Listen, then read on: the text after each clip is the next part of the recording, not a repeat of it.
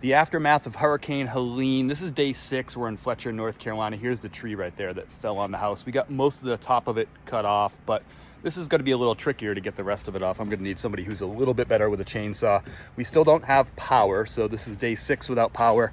We lost power, it would have been Friday of last week at 4 in the morning. So we'll take a little walk. I'll show you a little bit about what's going on in the neighborhood. You can actually probably hear a helicopter. Oh, actually you can see one. I think it's, yeah, right back there. And there's actually another one. I'm hearing 2 helicopters at the same time. So there's we're pretty close to the airport in Asheville. We're about a 10-minute drive away. So, oh yeah, there's 2 helicopters back to back right there. So there's been a ton of helicopter traffic. I'd say the last 3 days that picked up. The first 3 days there was really not much air traffic at all that we saw. Right here is right next to our house, and you can see these were 2 really big trees that came down that blocked the road. Those fell somewhere around 7 a.m., about the same time that tree fell on the house. And I suppose I should mention that the whole reason we don't have power in most of this area is just how many trees are down on lines. So if you can see that those 2 trees are both hanging on those lines.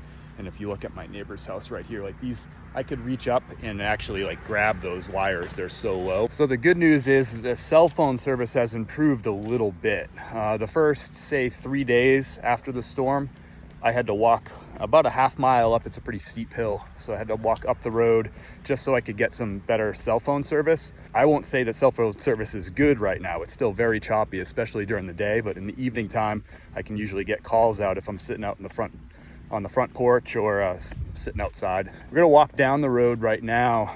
It's about 100 yards as the crow flies to where this neighborhood that got totally flooded out. But first I'll show you the creek where that was flooded and all that, and we will be able to see here in a second. There's 10 houses that were just totally flooded. I think probably 2 or 3 of them are going to end up being total losses, but we'll see those here in just a second. So right here, we're about to walk over some lines that are down on the ground, which is everywhere. I almost forgot to show you that just because it was, it's just so common. You just get so used to driving over wires now and walking over wires.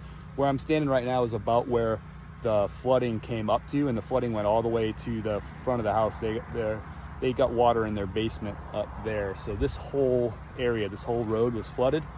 The water was flooded all the way up across there, and then over the road. The creek is over here, and this whole hayfield was all water too. And up over the bank here, there's a bridge that you can almost see through there. That was totally underwater. You couldn't even see the railings of that bridge. Right here, that fence, that's my neighbor across the street. His fence got all messed up, so he's gonna have to get that fixed to keep the cattle in so they don't get going out. So right here, this is the actual creek right here. This is what it normally is. I don't even know. It's just like a little trickle coming through there, but you can see it's all mud. I'm standing like in mud, just deep mud. So it's crazy that the creek was just that trickle normally like it is today, 6 days later.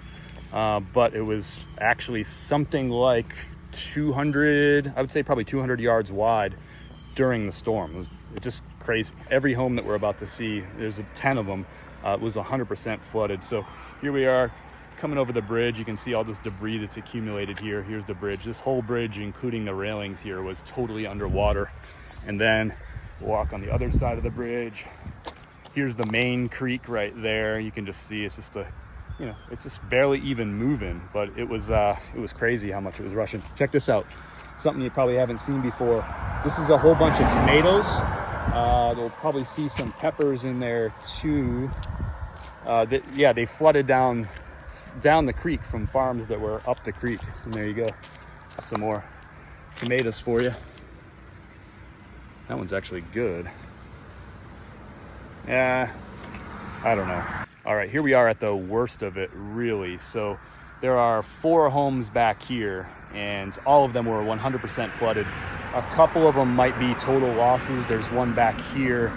It was actually knocked off its foundation. It's not sitting where it's supposed to right now. The others will need everything replaced. Floors, drywall, furniture, appliances, toys, clothing. Yeah, I mean, anything that you can think of, those folks are gonna need to replace it.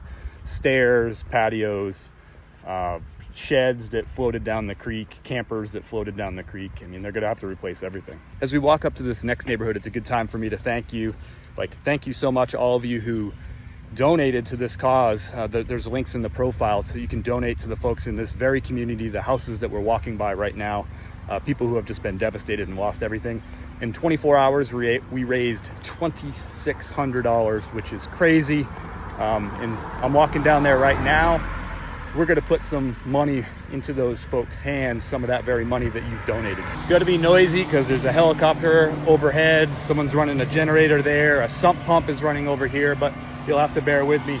If you watch my previous video, this shed right here was actually down the street in that neighbor's house, and it was flipped up on its side. But now got it upright, and they were able to access their tractor and scooters, and actually they had some like gifts for a niece that they were really concerned about, which are okay. The tractor might be okay. Like I said, like things like furniture, you know, this is all going to get replaced. That stuff just got totally soaked in the storm. And when you get those floodwaters, it's not just like clean water running in, it is mud. And you can see it, there's just kind of like mud everywhere lining the neighborhood. This is just a normal thing to see all around town and everywhere we've been, is people with like back windows out, or side windows in this case, or windshields that are smashed. And that's actually pretty lucky when you see what's next. So this part of the neighborhood is a little bit lower ground, and it's just right next to the creek. The creek is out that way, and it obviously flooded all the way out here. You can see that there's just like feet and feet of mud everywhere. This car is a total loss. Like, this is under feet of water. There's just mud caked like inside. It's just so much mud. It's just wild. So yeah, that car is a total loss. There's another one back here, again, total loss. And these aren't people who made any kind of mistakes preparing for the storm. It wasn't forecasted to have creeks like this flood. We knew the French Broad River was going to flood. We knew that the Swannanoa River was going to flood, and probably historic flooding for both of those. We did not know that creeks like this were going to flood. There wasn't evacuation orders or anything like that. But yeah, I mean, you can see this little creek that's right out there was running all the way up here past me, and then all the way up, like all the way down the street, as far as you can see, was all underwater. Here again, we have a house that was totally underwater, feet of water, and this car was feet of underwater. So again, total loss on that car. It's all full with mud. But there is a lot of good news. So this neighborhood was a lot worse just a couple of days ago. The community's pulled together, neighbors coming down.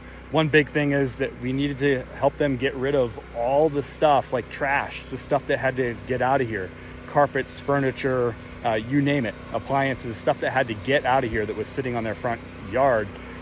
We needed to get trailers to trailer that stuff out, and you got to pay to bring that stuff to the dump. So we also have another GoFundMe to raise money just to move stuff out of here that's trash. But the progress is crazy. We've just cleaned up so much. So more good progress right here to show you. So this whole front yard in my last video just a couple of days ago, this was just all stuff. But they're able to get all the trash and junk out of here, and they're able to get the stuff that they could keep, you know, that they could recover. Were able to get that stuff into storage. We got a little something for you just to help you start getting things going. So. Well, this is so generous. So some of the common questions that people have been asking us, obviously they ask a lot about getting power. And we've been told that we're going to have power back Friday midnight.